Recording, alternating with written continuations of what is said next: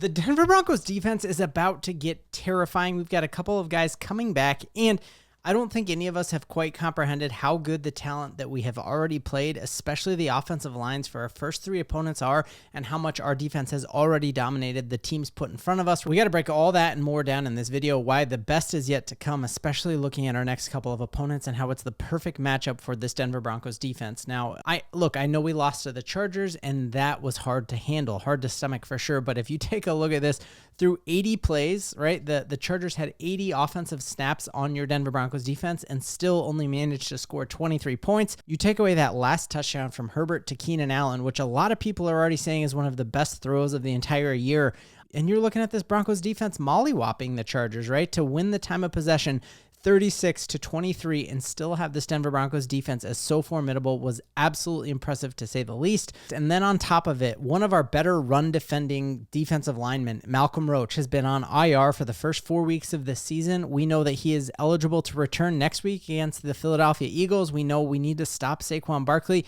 Having him back would just be a huge, huge addition. Obviously a former Saint and also played for the University of Texas. Go Horns or Hook 'em Horns or something like that. But just seeing at one point in time, he had the best run stop stuff rate in the entire NFL. And so having him back is going to be huge, and huge to a team that is already the perfect bend but don't break defense in the league. Just looking here that, yes, we let teams put up a lot of yards on us, and I think that is slowly going to clean up over time as Vance Joseph is truly coaching for a future head coaching role somewhere else. He's going to be one of the top candidates. They are second in red zone defense, and we have not been going up against slouches. We have to get into that as well, that as you take a look at the three teams that we have played and how well we've played against them, these are not pushovers by any measure. When I did my pregame coverage of the Tennessee Titans, all the other creator talked about was how much they had invested into their offensive line and how he was not afraid of Cam Ward getting hit all day. Well, guess what happened? We just toasted that offensive line. Then we played the Colts, who have the third best offensive line in football, according to all metrics. And then we played the Chargers, who have the fourth best offensive line by all metrics. And so look at what this Denver Broncos defense did against incredibly, incredibly good talent. So how did they do this against the best offensive lines in football? Well, they have one of the best edge rushing tandems that we've had since DeMarcus Ware and Von Miller, and I'm not going to put them at that level yet. But Zach Sagers did a great job recently on Twitter, just truly breaking down how revolutionary this pass rush is. That we are the only team in the NFL with multiple edge rushers in the top 7. You'd be thrilled to just have one. You'd be over the moon excited to have 2 of them. But you have Cooper winning on 26% of his edge rushes and Bonito winning on 25% of his edge rushers. And again, we're going up against these past 2 games, most recently against 2 of the best offensive lines in football, and another one that just paid as much money as they could to address the offensive line. So you were doing this against very, very good offensive lines, and it gets even better than that, as Zach Sagers points out here, that not only do we just have 2 of them in the top 7, that we have 4 of them in the top 35. Like if you had 2 of them again in the top 35, you'd be over the moon excited. 3, you're like, hey, let's sell my house and bet it on the Broncos. And 4, you're like, oh my goodness, I'm losing my mind. I'm taking crazy pills. And so when you look at Bonito, Cooper, and Ellis all being as good as they are with Adondre Tillman, like that is wildly, wildly lucky. And again, I am very excited to see how this Broncos defense does now when we aren't playing a ton of more top 5 offensive lines in the league. I know we have the Philadelphia Eagles in 2 weeks. Malcom Roach hopefully back for that, can stop the Saquon Barkley run. And then I would much, much prefer to go against the Philadelphia Eagles offense than I would to go against the Los Angeles Chargers offense. That's just a fact. And truly how they've played so far this year, I'd rather go against the Eagles offense than the Colts offense even. And so I'm very excited to see how this matchup continues.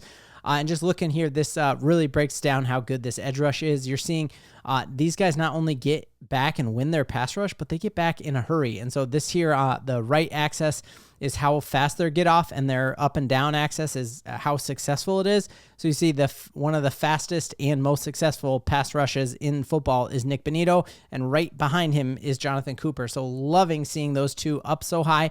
And it's what we've seen with our eyes, just seeing last week, right, that we just played an incredibly physical game where half of the Chargers guys were like getting carted off or leaving because of injuries. And to see that the Broncos had every single person practice other than a preemptive pullout for John Franklin Myers because of his hip, that's probably more because he has a contract year and wants to be above above board there and make sure he doesn't get injured, but I'm super, super excited. All right, quick timeout here. I got to show you what has been keeping me fueled up this busy fall, and we are talking, of course, about my favorite snack, on-the-go snack.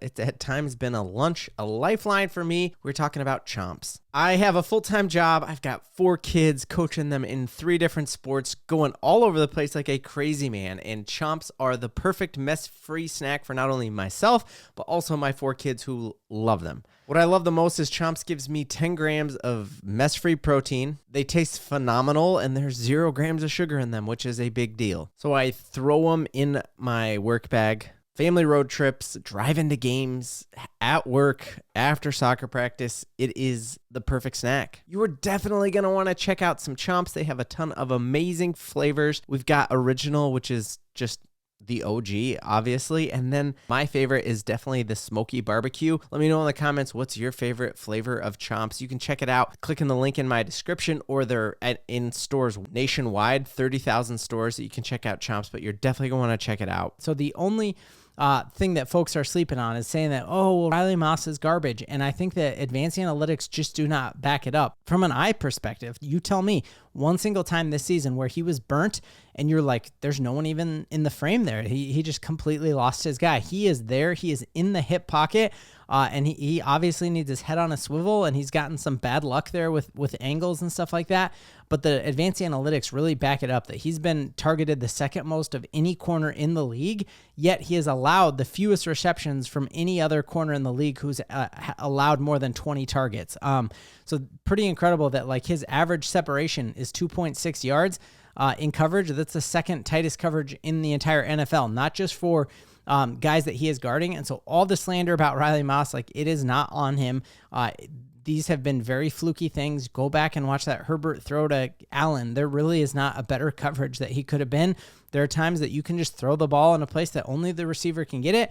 And that's why Bill Simmons is saying that's the best throw we've seen in the NFL this year. But Riley Moss is an absolute dog.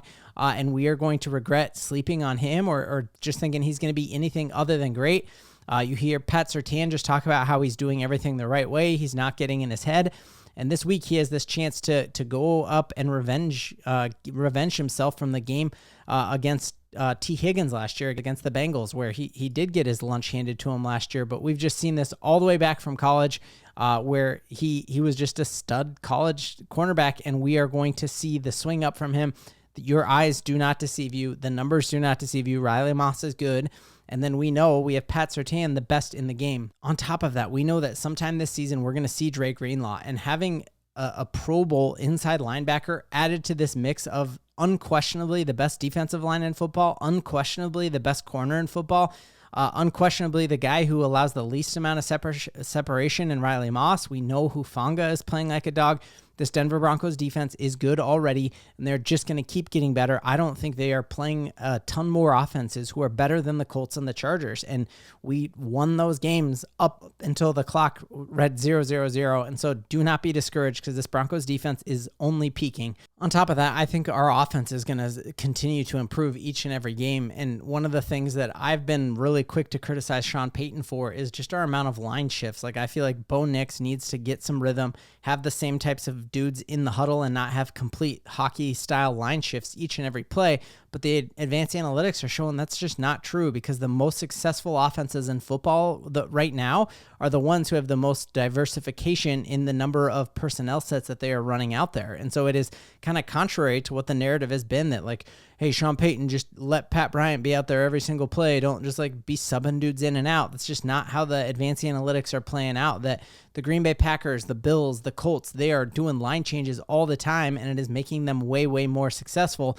That truly you don't even see a top offense who isn't doing those huge line shifts. And one of the ones who is varying their personnel looks the least is McDaniels, and they are getting cooked, and that offense doesn't scare anybody. And so our defense is only going to improve with the addition of Malcom Roach, the addition of Dre Greenlaw, and we know that Sean Payton is getting this thing figured out, and that we trust Bo Nix to lead us to the promised land, back to the playoffs, and even more than that, because the division, it isn't out of our grasp yet. We are going to take care of business against the Cincinatti Bengals on Monday Night Football, and then we are off to the races. And we've seen this team go on 4-game win streaks before.